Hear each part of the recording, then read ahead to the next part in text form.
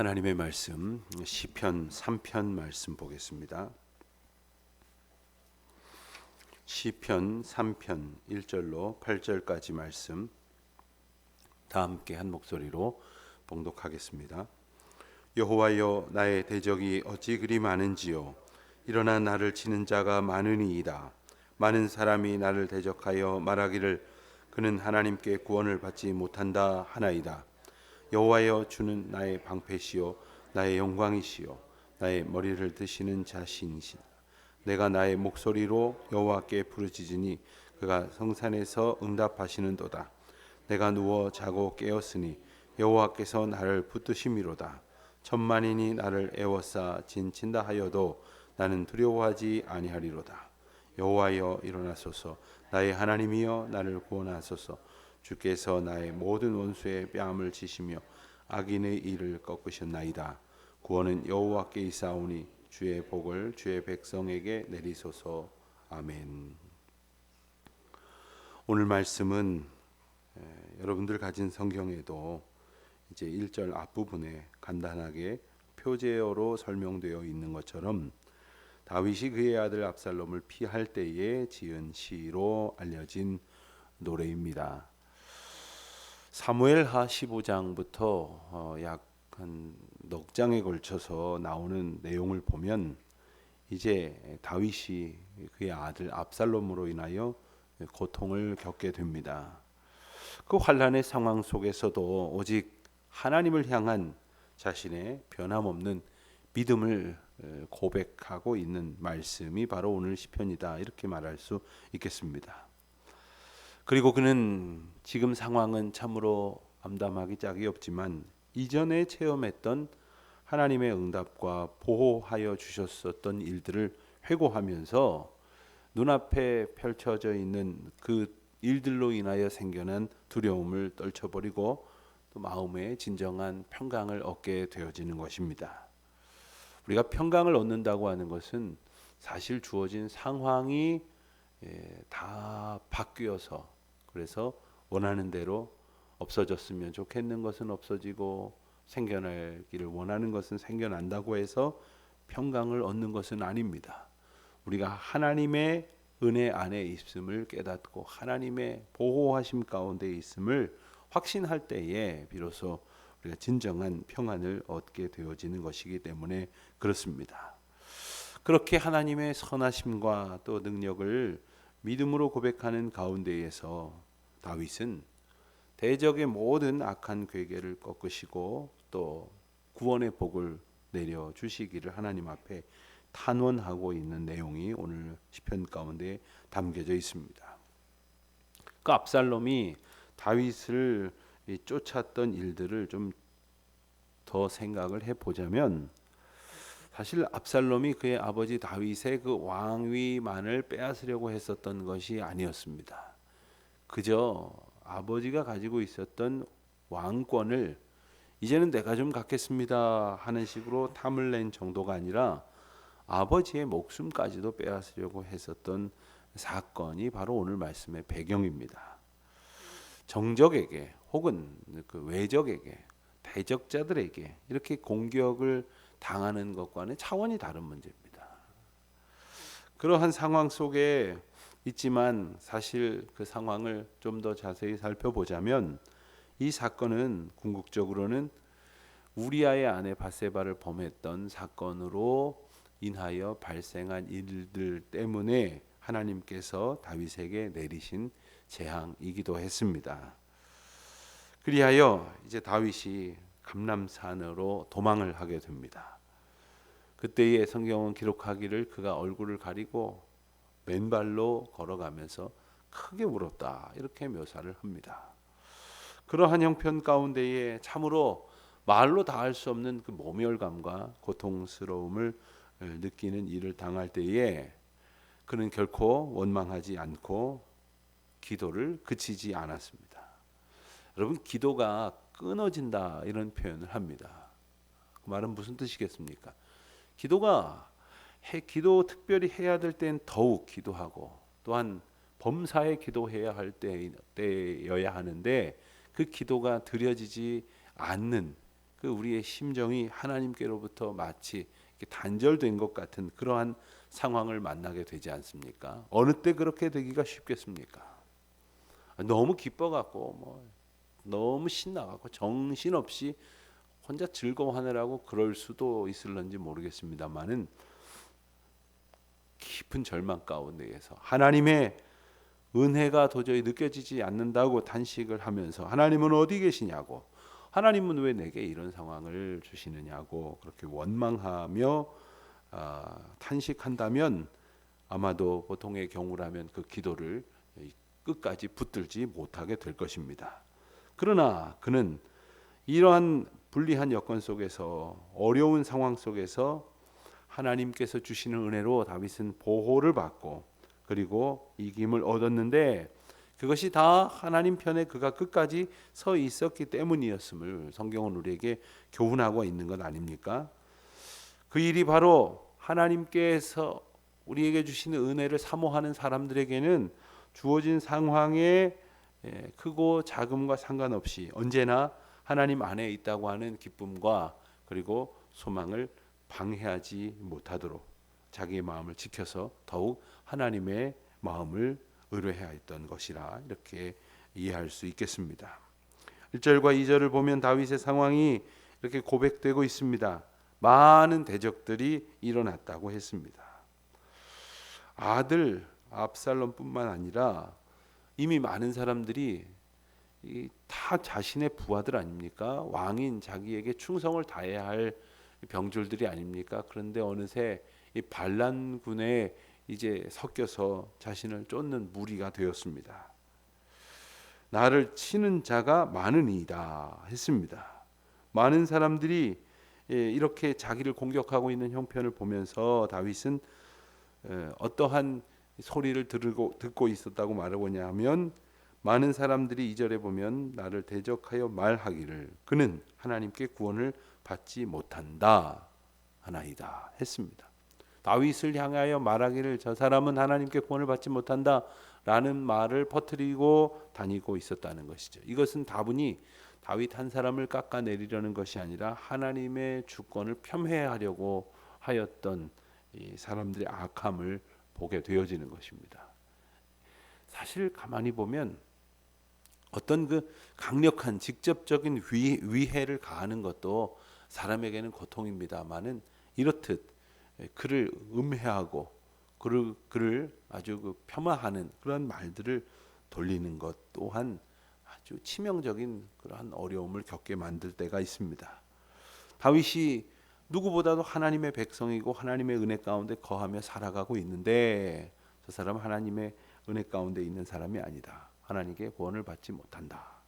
이 말을 누가 할 수 있겠습니까? 이 말은 곧 다윗을 대적하는 자들이 하나님을 대적하고 있음을 우리로 알게 하는 그런 말씀이지요. 그것은 곧 다윗을 향하여 정말 다윗의 믿음을 흔들어 놓는 것입니다. 처음에 물론 누가 이 말을 믿겠습니까? 그러나 많은 사람들이 그렇다더라 하면서 영적으로 공격해 올 때 연약한 인생들은 하나님을 의지하지 못하고 절망하고 자포자기하도록 만들려는 악한 사탄의 공격인 것이죠. 욥의 친구들이 처음에 위로하러 왔다고 합니다만은 가만히 내용을 들어보면 잘 생각해봐라. 너가 이렇게 고난을 겪는데 이유가 있을 것이다.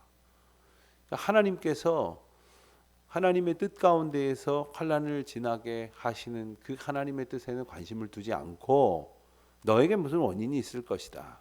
하나님께서 그래서 벌 주셨고, 그러므로 너와 하나님과의 관계는 사실상 단절됐다, 끊어졌다 하는 이야기를 이제 듣게 되어지는 욥의 심정을 한번 생각해 보시기 바랍니다. 다윗의 심정이 어땠을까요? 현실적인 고통과 생명의 위협을 받고 있음 뿐만 아니라 많은 사람들로 하여금 이러한 음해를 듣고 당하고 있습니다. 그럼에도 불구하고 3절 4절에서 노래하기를 여호와는 나의 방패시요 나의 영광이시요 나의 머리를 드시는 자이시니이다. 주님은 나에게 이러한 분입니다 라고 고백을 하는 것은 사실 단순한 고백이 아니라 하나님께 대해서는 고백이고 세상을 향하여는 선포하는 것입니다. 선포하는 것이에요. 여러분, 우리가 하나님을 선포하는 것이 뭐 길거리에 나아가서 손을 높이 들고 그리고 무슨 십자가를 높이 들고 주 예수를 믿으시오 이렇게 외치는 것만이 아닙니다. 우리의 삶 속에서 우리가 때로는 어렵고 힘든 상황을 살아간다고 여기고 주변에 있는 모든 사람들과 상황이 우리를 향하여 믿는 사람이 뭐 그렇게 사는 것이요, 혹은 당신의 형편을 보니 당신이 하나님의 구원을 얻지 못하고 있는 것 같다, 이렇게 우리를 향하여 영적으로 공격하고 도발한다 하여도 우리는 끝끝내 주님은 나의 방패시고 나의 영광이십니다. 나의 머리를 드실 그러한 영광 받으실 분입니다 하는 그러한 고백을 드릴 수 있어야 하게 될 것입니다. 오늘 말씀에 보면은 이제 2절 끝에 4절 끝에 또 8절 끝에 괄호 안에 이 셀라라는 이 표현이 나옵니다. 시편에만 나오는 표현입니다. 시편 전체에 보면 약 73번 정도 언급된다고 합니다. 이 셀라라는 말은 음악 용어입니다. 그러니까 우리가 노래를 부를 때 악보를 보면 이 노래를 어떻게 부르고 또 어떻게 연주하는데 참고하도록 하는 거기에 기호들이나 거기에 이제 지시하는 말들이 이렇게 기록이 되어 있는데 그런 것으로 이렇게 이해를 할 수 있게 됩니다. 그래서 어떤 경우에는 어떤 성경을 읽는 분들 중에는 어느 교회는 그렇게도 하시는 분들이 있더라고요. 예컨대 제가 2절을 읽습니다. 그러면 구원을 받지 못한다 하나이다. 그러면 회중들이 셀라 뭐 이렇게 마치 아멘 이렇게 하듯이 하는데 사실 그거 그렇게 하면 떠올리는 부분은 아닌 것 같습니다. 그것보다는 마치 이 표현은 이 말을 읽을 때에, 이 말을 고백할 때에, 노래할 때에 소리를 더욱 높이거나 아니면 잠시 거기서 이제 쉬어가는 그러한 지시어에 가깝다고 이렇게 보는 것이 더 정확한 것 같습니다. 그렇게 이제 지시어들을 가지고 이 시가 노래고, 그리고 이게 때로는 한 사람이 이렇게 봉독을 하는 게 아니라 회중이 같이 이 내용을 노래합니다. 여러분, 성경이 우리처럼 모두의 손에 들려져 있지 않을 것이라고 한다면 이 말의 의미는 뭐겠습니까? 회중들이 이 시를 듣고 묵상하고 또 듣고 묵상함으로 이제 다 같이 이제 외워서 부르는 거죠. 해가 바뀔 때 그 미국에서 항상 그 뉴욕의 그 타임스퀘어라고 하는 큰 그 유명한 광장이 있는데 뭐 큰 곳은 아닙니다만 거기에서 이제 해가 바뀔 때 공연을 하는데 세계적으로 가장 그 해에 이제 유명한 그리고 알려진 아티스트들이 출연을 한다고 하죠. 우리나라의 그 BTS라고 하는 그 그룹이 이제 올 1월 1일 날 거기서 공연을 했다는데 그 장면을 보니까 참 놀라운 것이, 저도 처음 들어보는 노래라서 그 노래가 무슨 노래인지는 몰랐지만 아니 거기 있는 외국인들이 다 우리말로 된 가사를 다 따라 부르는 거예요. 신기하지 않습니까? 저들이 우리말을 알겠습니까? 그 뜻을 알겠습니까? 물론 알고 배워서 부르는 사람도 있겠지만 많은 사람들이 막 거기서 아주 그냥 함성을 질러가면서 노래를 부르고 있어요. 이 듣고 또 좋아서 또 따라 흉내내고 듣고 따라 부르고 하니까 많은 사람들이 이제 부르고 있는 거죠. 이 시편이 그런 겁니다. 이 랍비가 읽는 것을 듣고 묵상하고 또 묵상하면서 외우고 또 같이 읽고 그러다 보니까 이런 부분에 있어서는 잠시 쉬어가기도 하고 또 목소리를 높여서 부르기도 하는 것이죠. 3절로 8절까지 말씀을 보면 환난 가운데 처해 있으면서도 지난날 다윗이 하나님과 가졌던 교제를 회고하고 있습니다. 그래서 힘을 얻는 겁니다. 우리가 어느 때에는 정말 소망이 끊어질 것 같은 상황을 만날 때가 있어요. 정말 그래서 사람이 절망하죠. 그러나 그때에 하나님을 의지할 때에 하나님께서 어쩌면 이보다 더 했던 그 옛날에 어느 순간에도 나를 붙드시고 지키시고 그 파고를 넘어오게 하셨던 그 은혜를 생각하게 하시는 거예요. 우리가 보통 지금 있는 그 고난이 정말 가장 큰 고난 같지만 돌아보면 지금보다 훨씬 더 힘든 시절이 있었습니다. 아무런 소망을 갖지 못할 때가 있었습니다. 그러나 주님께서 그 시절을 견뎌오게 하셨던 은혜를 이제 깨닫게 하여 주시는 성령님의 도우심을 따라서 이제 고백하는 것입니다. 6절입니다. 천만인이 나를 애워싸 진친다 하여도 나는 두려워하지 아니하리이다. 천만인은 아닐 거 아닙니까? 그러나 천만인이 애워싼다 할지라도 주께서 나를 붙드시고 지키신다는 것을 내가 경험했고 또 기억하고 그리고 그 확신 가운데 있기 때문에 나는 두려워하지 아니하리로다. 또 7절 하반절에 보면 나를 구원하소서 주께서 나의 모든 원수의 뺨을 제시며 악인의 일을 꺾으셨나이다. 꺾어 주시옵소서가 아닙니다. 꺾으셨나이다. 이미 이 싸움은 여호와께 속한 것이고 여호와께서 승리하신 것이고 또 이와 같은 모든 형편 가운데에서 여호와를 의지하였을 때에 나를 구원하셨던 주님의 은혜가 내 마음 가운데 내 삶 가운데 내 고백 가운데 있사오니 주께서 오늘도 승리하시리이다 찬송하는 것입니다. 하나님께서 주신 은혜 가운데에 승리한 사람들은 그 승리를 당연하게 여기고 믿음으로 고백하면서 나아가는 것이에요. 하나님의 놀라우신 은총 가운데에 이러한 일상들의 은혜가 확신 가운데 쌓였기 때문에 다윗은 이토록 아들이 자기를 죽이려고 공격해오는 초유의 엄청난 환난의 때에도 믿음의 사람으로 흐트러짐 없는 대처를 할 수 있었던 것입니다. 그리고 그것을 기초로 한 든든한 확신 가운데에서 기도하면서 주님을 찬송하고 있는 것입니다. 오늘 혹 우리 가운데에 정말 그 어느 때보다도 힘든 것 같고 그 누구보다도 곤궁에 처한 것 같고 그리고 참으로 아무런 해결점도 보이지 않는 것 같은 답답하고 힘든 현실 가운데 있다고 여겨질지라도 그럴수록에 더욱더 내 마음을 하나님 앞에 고정하고 또 주변에서 들려오는 이런저런 소리에 마음을 빼앗기지 말고 오직 주님의 말씀하시는 바에게 나의 마음을 두고 소망을 두고 뜻을 두고 헤쳐 가노라면 주님께서 우리를 이 고난의 파고 속에서 능히 넘게 하시고 놀라우신 은총의 기쁨을 맛보게 하실 것입니다. 그와 같은 은혜가 오늘도 가득하시기를 주님의 이름으로 축원드립니다.